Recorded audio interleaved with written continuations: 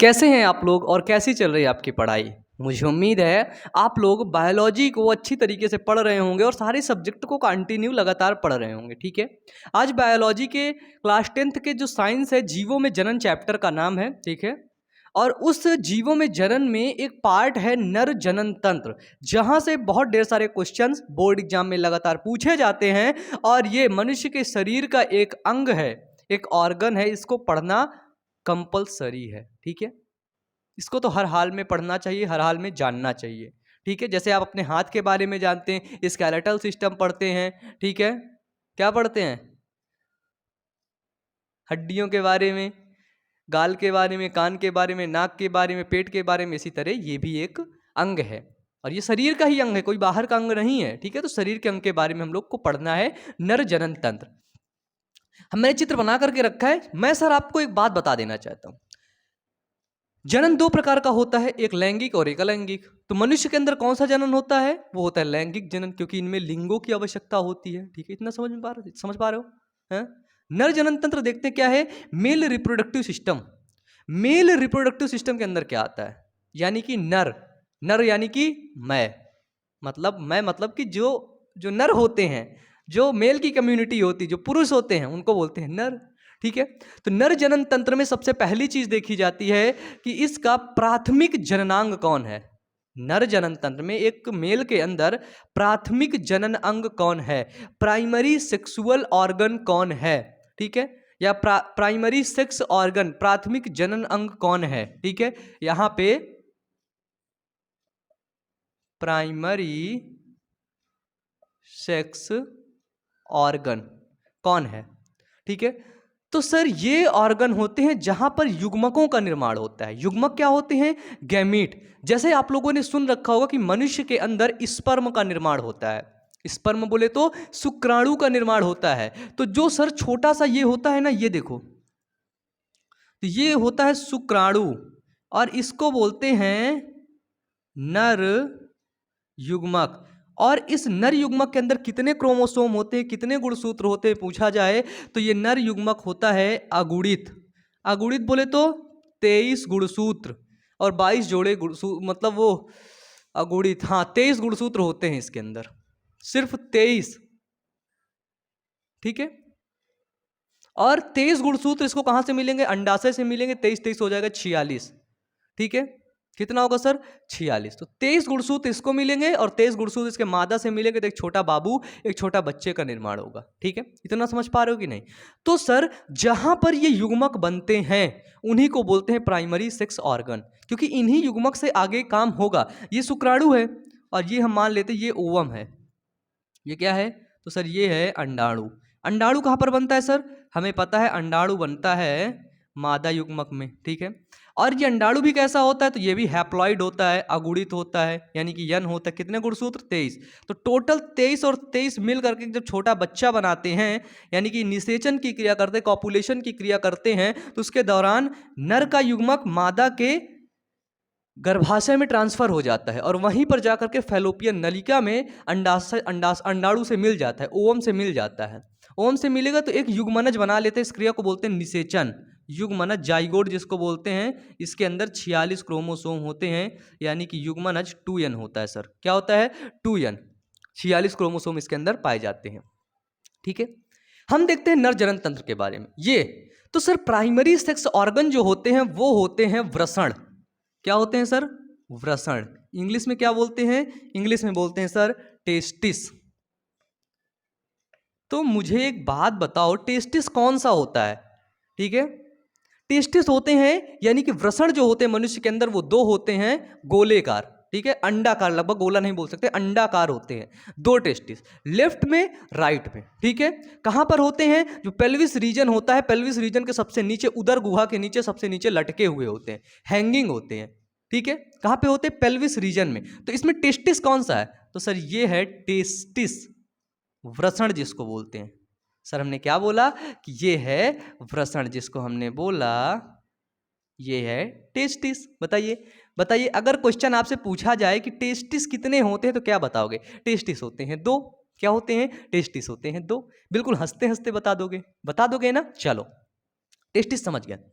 हम ये देख रहे हैं सर कि टेस्टिस तो दो होते हैं, ठीक है, लेकिन टेस्टिस के बाहर एक कवर चढ़ी होती है। टेस्टिस को बोलते हैं वृषण, वृषण दो हैं, लेकिन वृषण के बाहर एक पाउच लाइक स्ट्रक्चर है, थैलीनुमा संरचना है ना। वो क्या होती है, वो पाउच लाइक स्ट्रक्चर क्या होता है जिसके अंदर वो भरे हुए होते हैं? तो सर उस पाउच लाइक स्ट्रक्चर को बोलते हैं वृषण कोश, ठीक है। ये देखिए, इसको हमने क्या बोला, ये है सर वृषण कोश, ठीक है। इंग्लिश में क्या बोलेंगे, स्क्रूटम, स्क्रूटम,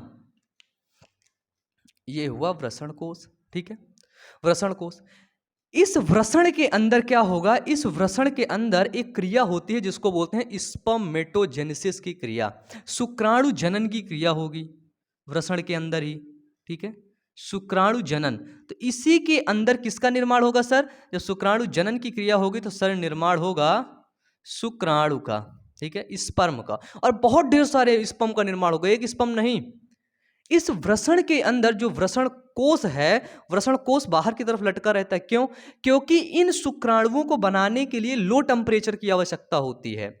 बॉडी का जितना टेम्परेचर है उससे कम टेम्परेचर की आवश्यकता होती है, इसलिए ये नीचे की तरफ लटके होते हैं, ठीक है। ये क्लियर है, पॉइंट क्लियर हो रहे हैं कि नहीं, जो बता रहा हूं वो समझ पा रहे हो कि नहीं? यदि ये बॉडी के ऊपर आएंगे, ठीक है, ऊपर की तरफ, तो क्या होगा कि स्पर्म फॉर्मेशन की क्रिया नहीं होगी और स्पर्म जो बनेंगे वो खराब हो जाते हैं। इसीलिए गर्मी के दिनों में देखे होगे कि ये स्क्रूटम नीचे की तरफ चला जाता है और फिर ठंडी के दिनों में पुनः ये वापस आ जाता है। नीचे की तरफ क्यों जाता है? क्योंकि अपने टेम्परेचर को कम करने के लिए, ठीक है, इसमें इतनी सस्टेनेबिलिटी होती है। और ऊपर की तरफ क्यों चला जाता है? क्योंकि ठंडी लग रही भैया आसपास, है ना, वो भी ठंडा हो रहा है, जिसको टेम्परेचर चाहिए स्पर्म बनाने के लिए। क्योंकि जनन एक प्राकृतिक क्रिया है, रिप्रोडक्शन, अपने समान संतान उत्पन्न करना। अगर कोई व्यक्ति या कोई भी जीव जनन नहीं करेगा तो उसकी एक समय ऐसा आएगा कि उसकी संतति खत्म हो जाएगी, उसका नामो निशान खत्म हो जाएगा, ठीक है। तो इसलिए जनन जरूरी होता है, ठीक है। चलिए आगे बढ़ते हैं। जब यहां पर शुक्राणु बनता है सर, क्या होता है कि इस जगह पर हमको कितना बचेगा भाई, जब यहां से शुक्राणु बनता है तो शुक्राणु एक नलिका से होकर के जाता है और हम देखते हैं ये शुक्राणु एक जगह पर स्टोर होता है, रखा जाता है, तो सर उसको बोलते हैं अधिवृषण, है ना, अधिवृषण बोलते हैं। इंग्लिश से बोलते हैं सर एपिडिडाइमिस। क्या बोलते हैं सर? एपिडिडाइमिस, अधिवृषण बोलते हैं, ठीक है। फिर अधिवृषण यानी कि शुक्राणुओं को एक नली लेकर के जाती है, जैसे आपके छत की टंकी से पानी को एक पाइप लेकर के आता है, और उस नली को बोलते हैं शुक्रवाहिनी। क्या बोलते हैं सर इसको हमने बोला शुक्रवाहिनी, ठीक है। ये जो नली लेकर के आती है, यार बहुत ज्यादा गर्मी लग रही भाई, पानी देख लो, पानी तक खत्म हो गया।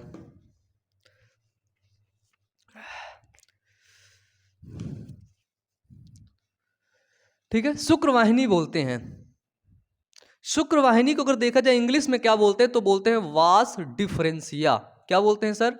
बोलते हैं वास डिफरेंसिया, या वास डिफरेंस बोलते हैं, वासा डिफरेंसिया भी बोलते हैं, ठीक है।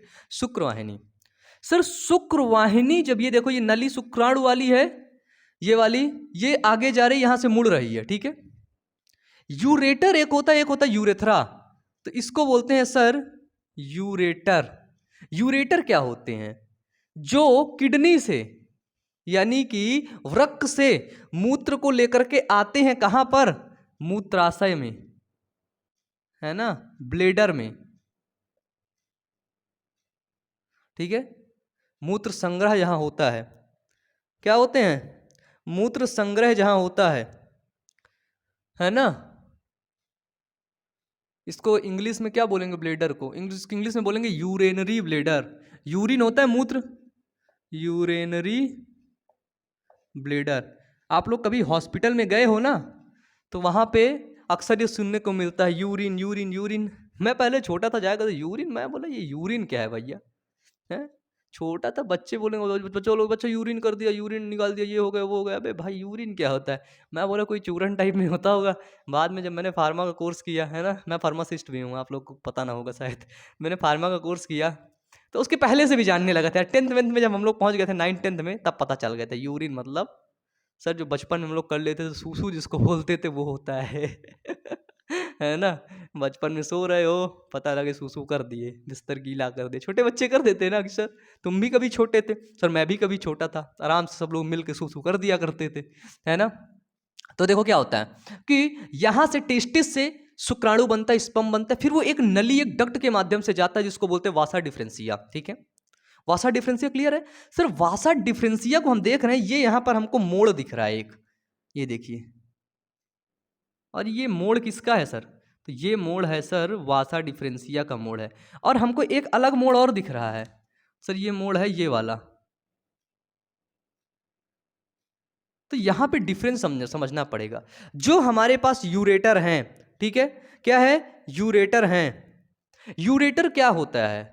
यूरेटर मतलब कि ये भैया मूत्र को लेकर के आता है। शुक्राणु को लेकर के गया, शुक्रवाहिनी कहलाया। मूत्र को लेकर के आया तो क्या कहलाया भाई?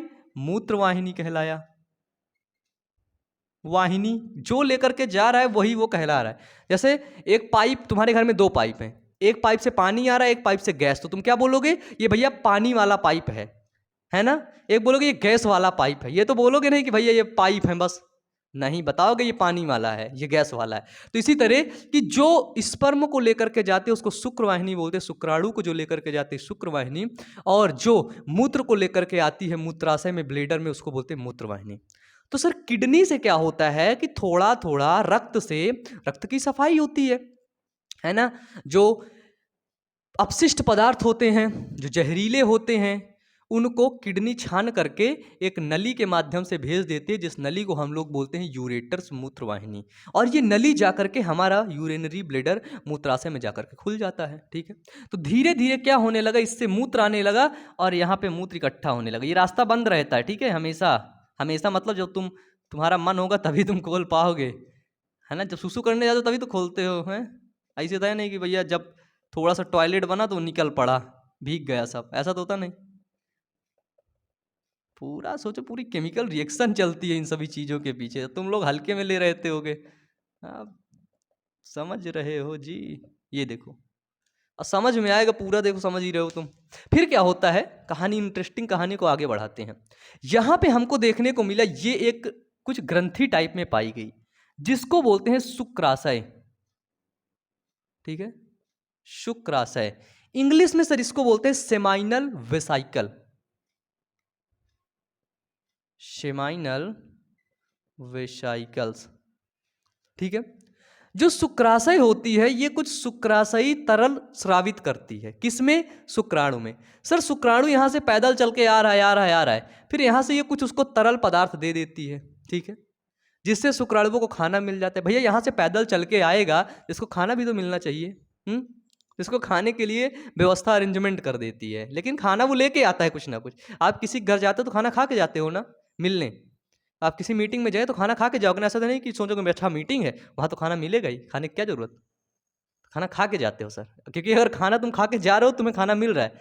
सच में बताऊं, घर से खाना खा के ना निकलो एक दिन, तुम्हें कोई नहीं खाने के लिए पूछेगा, कोई भी नहीं पूछेगा। और जिस दिन तुम्हारा पेट भरा होता है उस दिन सभी लोग पूछते हैं। है ना? ये बहुत, मतलब बहुत बड़ा वो है। मैं अक्सर कभी कभी मैं मतलब अक्सर क्या होता है कि खाना मेरा लेट हो जाता है, या मैं खुद से नहीं बनाता, मंगवा लेता हूँ, कभी ये खाया कभी वो खाया। तो कभी कभी लगता है कि जब मैं बहुत, मतलब पेट मेरा भरा रहेगा, तब लोग पूछते हैं कि भैया खाना खाएं आप? चलिए खाना खा लेते हैं, आइए घर चलते खाना खा लेते हैं। लेकिन वास्तव में जब मेरे को बहुत भूख लगी होगी ना, मेरे आंखों से आंसू आ रहे होंगे, तब कोई नहीं पूछता है। आंसू मतलब भूख के आंसू, रोने वाले नहीं। बोलो इतना भूख लग जाती, काम करते करते, क्लासेस करते करते, मतलब सोचो एक कैमरे के सामने फर्जी बोलना, है ना? ये फर्जी मैं ही कह सकता हूँ, क्योंकि जितने लोग आप लोग देख रहे हो ये कमेंट नहीं करने वाले हो, आप लोग कोई भी जवाब नहीं देने वाले हो। ठीक है, मैं कैसे भी करके आपको पढ़ा लूँ। अब मेरे को ऐसा लगने लगा कि मैं आपको कितना भी मैं मर मर के पढ़ाऊँ, मेरी हालत कितनी भी खराब हो जाए, लेकिन आप लोगों से कोई मतलब नहीं होता है। आप लोग आते हो, अपना काम करते हो, पढ़ते हो, निकल जाते हो। ठीक है, क्योंकि पता है एक चीज़ मेरे को लगता है कि जो फ्री का कंटेंट होता है ना, उसकी लोग इज्जत नहीं करते हैं, और मुझे ऐसा ही लग रहा है। ठीक है। तो प्लीज़ मैं ये कह रहा हूँ कि मैं आप लोगों के लिए ही कर रहा हूँ, ठीक है। पढ़ो लिखो अच्छे से। ऑफलाइन सेंटर में जा करके इतना पैसा बर्बाद करते हो, तमीज़ से बात नहीं की जाती, आपसे टीचर अच्छा पढ़ा रहा है नहीं पढ़ा रहा है, आपको उसी टीचर से पढ़ना पड़ता है, ठीक है। यहाँ तो आपके पास ऑप्शन है, समझ रहे हो। तो online is the best platform in education sector. Education क्या, हर एक सेक्टर को ले सकते हैं, ऑनलाइन बेस्ट है, ठीक है। चलिए, फिर यहाँ पे मूत्र बन रहा है और इससे वो शुक्राणु आ रहा है। तो सर वो जो शुक्राणु और मूत्र एक ही रास्ते से जाएगा, ठीक है। जो यहाँ पे शुक्राणु हमारा बन रहा है, ठीक है, वो एक ही रास्ते से जाएगा जिस रास्ते को बोलते हैं हम लोग मूत्र मार्ग, ठीक है। क्या बोलते हैं? मूत्र मार्ग, यूरेथ्रा, यूरेथ्रा बोलते हैं, ठीक है। तो शुक्राणु यहां पर आया, शुक्राशय मिली उसको, जब शुक्राशय मिली तो कुछ सामान दे दी, भैया ले तू लेता जा। तो शुक्राणु को जो शुक्राशय का फ्लूइड होता है वो लगभग बोला जाता है कि वो 80 to 90% फ्लूइड देता है। शुक्राणु इतू सा आएगा छोटा सा, लेकिन 80 से 90% फ्लूइड दे देती, ले जा, ठीक है, ये दे दी। फिर शुक्राणु आगे बढ़ा तो फिर ये 2 ग्लैंड हमको कुछ दिखने लगी। सर इन ग्लैंड को बोलते हैं प्रोस्टेट ग्लैंड, है ना, प्रोस्टेट ग्रंथि, ठीक है, प्रोस्टेट ग्लैंड, प्रोस्टेट ग्रंथि देखने को मिली। और सर ये प्रोस्टेट ग्रंथि क्या करती है? तो ये भी अपना कुछ दे देती है, खाना वाना, है ना, कि भैया ले भैया स्पर्म इधर आ इधर आ, कुछ तू भी लेता जा खाने के लिए, उसको दे दी। तो प्रोस्टेट ग्रंथि भी कुछ सिक्रीशन कर दी, भैया स्पर्म आया था 10%, है ना, सेमाइनल वेसाइकल ने क्या किया 80% ट्रांसफर कर दिया, चीजें 80 दे दिया, तो स्पर्म हो गया 90%। 90% से 8% 7% 8% प्रोस्टेट ग्लैंड भी दे दी, भैया ले इतना सामान तू भी लेता जा, स्पर्म हो गया 95 97%। 97% के बाद आगे आएगा तो एक ग्रंथि उसको और मिलती है, ठीक है, याद रखना, सीरियल याद रखना, एक ग्रंथि उसको और मिलती है जिसको बोलते हैं bulbo urethral gland, bulbo urethral ग्रंथि, है ना, बल्बो यूरिथ्रल ग्रंथि। और इस ग्रंथि को सर काउपर ग्रंथि के नाम से भी जानते हैं, काउपर ग्लैंड, काउपर, ठीक है, ग्लैंड, या फिर बल्बो यूरेथ्रल ग्लैंड, ठीक है। फिर बल्बो यूरेथ्रल ग्लैंड का भी कुछ सिक्रीशन होता है, ये आगे जाकर के पूरा साफ कर देती है। तो हमें ये पता चल गया कि अब स्पर्म मिला, स्पर्म पूरा निकल आया। अब देखो सर यहां पे बन रहा था स्पर्म, लेकिन यहां पे कुछ चीजें उसको और मिल गई, ठीक है। तो अब ये क्या बन गया? तो सर अब ये बन गया सीमेन, शीमेन बन गया, जिसको बोलते हैं सर वीर्य बन गया, ठीक है। अभी यहां से क्या बन रहा था? सिर्फ शुक्राणु बन रहा था, लेकिन यहां पर क्या बन गया? सीमेन बन गया, ठीक है। सीमेन का यदि पीएच देखा जाए तो वो 7.3 से 7.4 होता है पीएच, ठीक है। सीमेन, सीमेन निकल गया, चलो ठीक है, सीमेन निकल गया, चलो अब क्या होता है? सेक्सुअल एक्टिविटी के दौरान जब कॉपुलेशन की क्रिया होती है सीमेन बाहर निकलता है, क्लियर है। अब भैया निकला बाहर, ठीक है, अब तुमको टॉयलेट आया तो भैया ये नली खुली, ये बंद हो गई, है ना, अपना रुकी, यहां से फिर तुमने टॉयलेट कर दिया। तो यानी कि मूत्र और सीमेन एक ही रास्ते से निकलते, जिनको बोलते हैं यूरेथ्रा, जिनको बोलते हैं मूत्र मार्ग, ठीक है। ये जो कठोर भाग होता है, ये जो भाग होता है जिस रास्ते से निकलते हैं उसको मूत्र मार्ग बोल दिए, जिसके ऊपर ये बना होता है ना उसको बोलते हैं शिश्न, ठीक है, शिश्न, पेनिस बोलते हैं, पेनिस, ठीक है, पूरे भाग को। और यहां पर बहुत ज्यादा रक्त की सप्लाई होती है, बहुत ही ज्यादा, ठीक है। ये विशेष ऊतकों के बना होता है, विशेष ऊतकों का, तभी तो ये कठोर हो जाता है ना, देखे हो कि नहीं, कठोर हो जाता है ये देखो,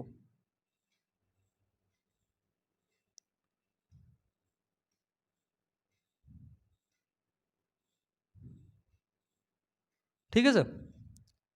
सर हम लोगों को एक चीज देखने को मिलता है कि जो शिश्न होता है, पेनिस होता है, वो आगे की तरफ कुछ मोटा होता है, उसको क्या बोलते हैं? तो सर उसको बोलते हैं ग्लांस पेनिस, शिश्न मुंड बोलते हैं इसको, आगे की तरफ वाले को बोलते हैं शिश्न मुंड, ग्लांस पेनिस, ठीक है। सर हम देखते हैं ग्लांस पेनिस के ऊपर एक स्किन होती है, ठीक है। स्किन बोले तो एक त्वचा चढ़ी होती है, ठीक है, वो पीछे की तरफ भी जाती, आगे उसको ढक के भी रखती है, सुरक्षा प्रदान करती है। उस स्किन को बोलते हैं फोर स्किन बोलते हैं, ठीक है। ये देखिए ये चढ़ी हुई है। और यहाँ पर भी, यहाँ पर जब आप 12th में जाओगे, 12th में पूरा पढ़ने को मिलेगा, मानव जनन है ना, उसको मैं पढ़ाया भी हूँ 12th के अंदर, उसमें पूरा कुछ डिटेल पढ़ने को मिलेगा, कौन कौन सी होती है, सब कुछ पढ़ने को मिलेगा। इसको बोलते हैं सर फोर स्किन, ठीक है। अब मुझे ये बताओ, यहाँ पर जो वृषण बन रहा था, शुक्राणु बन रहा था, इसकी क्रिया कैसे होती है ना, इस वृषण निर्माण की क्रिया कैसे चालू होती है? तो सर नर हार्मोन्स यदि पूछे आपसे, ठीक है, कौन हार्मोन्स? नर हार्मोन्स। मेल का सेक्स हार्मोन्स कौन सा होता है, ठीक है, जैसे सेक्स ऑर्गन पूछा, इसी तरह पूछ लिया तुमसे सेक्स हार्मोन्स कौन सा होता है, तो उसको बोलते हैं सर टेस्टोस्टेरोन, ठीक है। तो सर टेस्टोस्टेरोन किसके अंदर पाया जाता है? तो वो पाया जाता है नर के अंदर, ठीक है, मेल के अंदर। इसका काम क्या होता है? कितनी मात्रा में शुक्राणु बनेगा, कैसे बनेगा, ये मात्रा, और इसका खाना वाना का इंतजाम करवाना, इसको बाहर निकालने की क्रिया किसकी होती है? टेस्टोस्टेरोन की होती है, ठीक है। जब एक बार एजाकुलेशन होता है, क्या होता है? एक बार एजाकुलेशन होता है, बाहर निकलता है सीमेन, तो कितना होता है? तो वो लगभग 2.5 से 3.5 ml होता है। और इसमें यदि शुक्राणुओं की संख्या देखी जाए तो लगभग 200 से 300 मिलियन शुक्राणु होते हैं, ठीक है। 2.5 से 3.5 मिलियन, 2.5 मिलियन से 3.5 मिलियन, या इसको 4 मिलियन भी बोल सकते हैं, ठीक है, 0.5 या फिर 4 मिलियन, एग्जैक्ट आपके बुक में यही लिखा हुआ है 4 मिलियन। 4 मिलियन वीर्य जो निकलता है उसमें लगभग 200 से 300, 200 से 400 मिलियन शुक्राणु होते हैं। सोचो इतने छोटे होते हैं, 200 से 400 मिलियन शुक्राणु होते हैं, ठीक है।